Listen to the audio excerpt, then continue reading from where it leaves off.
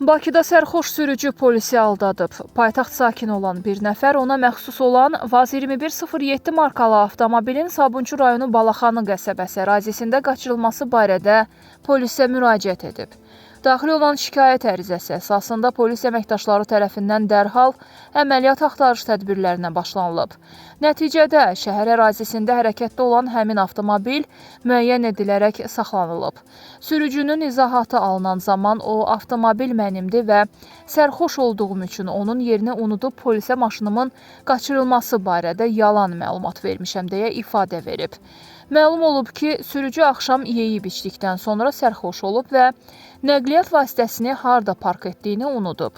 Dərhal polisi yığan sürücü avtomobilinin qaçırıldığını deyib. Səhər ayıldıqdan sonra maşını harda park etdiyini xatırlayıb. Lakin o, avtomobilini tapması barədə polisi məlumatlandırmayıb. Avtomobil hələ də axtarışda olduğu üçün polis onu saxlayıb. Məsələ aydınlaşandan sonra sürücü sərbəst buraxılıb.